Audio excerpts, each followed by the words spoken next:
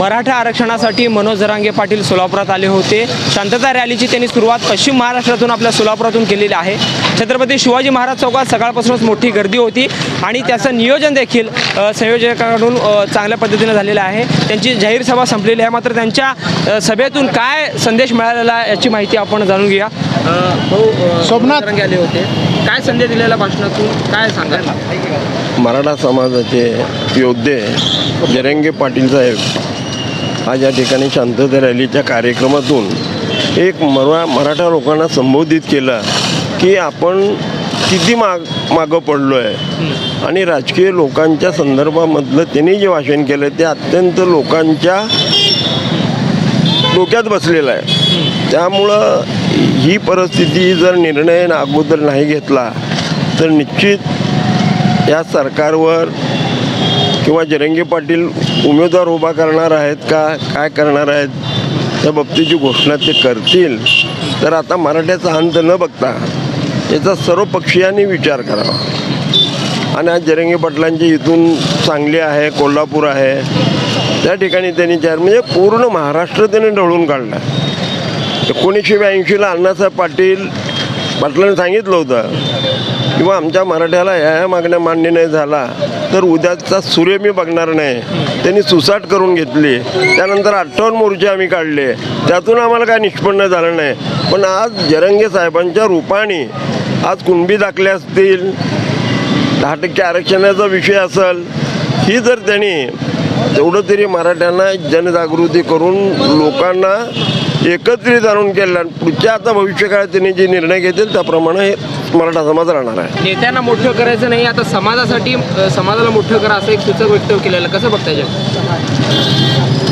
अण्णासाहेब पाटलानंतर जरांगे साहेबांनी जो मराठामध्ये जागृती केली, या जागृती आजच्या सोलापूर शहराच्या त्यांच्या भेटीमध्ये एकच संदेश येतोय की सराटीमध्ये ज्या शासनानं ज्या पद्धतीनं मराठा समाजाला फक्त आरक्षण द्या या मागणीसाठी आलेल्या लोकांवर ज्या पद्धतीनं गोळीबार केलेला आहे, आपण ज्या त्या गोळ्या बघितल्या तर ह्या गोळ्या काश्मीरमध्ये वापरल्या जातात, तर ते गोळ्याने माणूस मरत नाही, पण त्या गोळ्याच्या इतक्या मोठ्या यातना आहेत की ते यातना माणूस आयुष्यभर उठू शकत नाही। आणि ज्या पद्धतीने तो अत्याचार, मग शासन कोणतं आम्हाला माहीत नाही, पण अशा पद्धतीने जर मराठा समाजावर जर अन्याय झालेला असेल त्याचा बदला घ्या, हा आजचा मोठा याचा संदेश आहे। आणि जर कोणी जर आपल्याला मराठा समाजाला डिवचत असेल आणि अपमान करत असेल तर मग शासन राहू दे, कुठला नेता राहू दे, त्याच्यामध्ये जाऊ नका, स्वाभिमानानं जगा। मराठा हा स्वाभिमानानं जगणारा माणूस आहे आणि स्वाभिमानानं जगा असा संदेश आजच्या ह्याच्यात आहे। आजच्या या सभेतून एकजूट दिसली आहे मराठा समाज बांधवांची।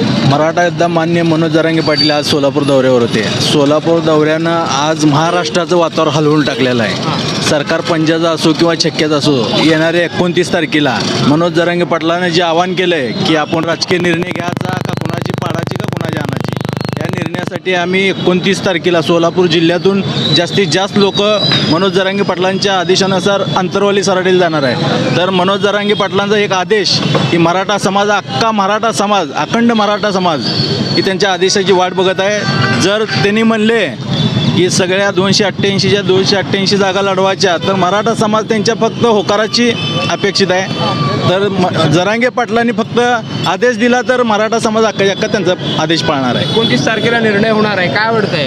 लढाईचे काय पाडायचं कसं आहे? आज जी मनोजदादांनी जी भाषणामध्ये सांगितलंय, मराठवाड्याचा पूर्ण दौरा झाला आहे। आता आज सोलापूर हे पश्चिम महाराष्ट्राचं प्रवेशद्वार म्हणून आज सोलापुरातून सुरुवात केलेली आहे मनोजदादांनी। तर या आजच्या भाषणाच्या संदेशामध्ये एक असं समजतं आहे की त्यांनी एक आदेश दिला आहे की मराठ्यांनो तुम्ही सगळे एक राहा, तुम्ही माझ्या पाठीशी उभा राहा खंबीरपणे, मी ह्या सरकारला दमछाक कशा पद्धतीने करायचं ते मी करतो आणि मराठा समाजाला ओबीसीमधूनच आरक्षण घ्यायचं आहे, हे आज निर्णय झालेला आहे। 30 ऑगस्टला अंतरावली सराटीमध्ये मनोजदादांनी लोकांचं सगळं 29ला या लोकांचं सगळं विचारविनिमय करण्यासाठी मिटिंग बोलवलेली आहे आणि मनोजदादा त्या मिटिंगमधून जे काय ठरवतील, पाडायचे का उमेदवार उभा करायचे, मनोजदादा जे आदेश देतील त्याला मराठा समाज सज्ज आहे। कोणकोणते मुद्दे होते काय सांगा, कसं वाटलं आजची सभा? सभा खूप छान वाटली, फक्त आता आम्ही त्यांच्या आदेशाची वाट पाहतोय, 29 तारखेची वाट पाहतोय। आपल्यासोबत मराठा समाजातील काही नेते होते. मनोज जरांगे पाटील हे पश्चिम महाराष्ट्राच्या ज्या महाशांतता रॅलीसाठी सोलापुरात आले होते, त्या रॅलीची सुरुवात आज या सोलापुरातून झालेली आहे. 29 ऑगस्टला 288 जागा लढायचे की उमेदवारांना पाडण्यासाठी म्हणजे सत्ताधारी उमेदवारांना पाडण्यासाठी निर्णय घ्यायचा, याचा निर्णय 29 ऑगस्टला होणार आहे. मात्र मनोज जरांगे पाटील यांच्या सभेतून संपूर्ण महाराष्ट्राला एक महत्त्वाचा संदेश गेलेला आहे. मराठा समाज बांधवांसाठी एक महत्त्वाचा संदेश त्यांनी या सोलापूरमधून दिलेला आहे. आणि एकंदरीत त्यांची जी बोलण्याची शैली होती, त्यांनी विविध राजकीय नेत्यांवर देखील टीका केलेली आहे. मराठा समाजाला कसं डावललं जात आहे याचं देखील त्यांनी सविस्तर वृत्तांत आपल्या भाषणात केलेला आहे. सरकारवर देखील त्यांनी कडक ताशेर ओढलेला आहे. एकंदरीत मनोज जरांगे पाटील यांची सोलापुरात झालेली ही सभा म्हणजे संपूर्ण महाराष्ट्राला एक सूचक असं एक वक्तव्य आहे. आणि मराठा समाजाला ओबीसीतून आरक्षण द्यावे यासाठी त्यांचा जो लढा आहे तो यापुढे देखील चालूच राहणार असल्याचं एकंदरीत आजच्या या सोलापूरच्या सभेमधून पाहायला मिळत आहे. जहूर साईसोबत अकबर बागवान, लोकप्रधान न्यूज, सोलापूर.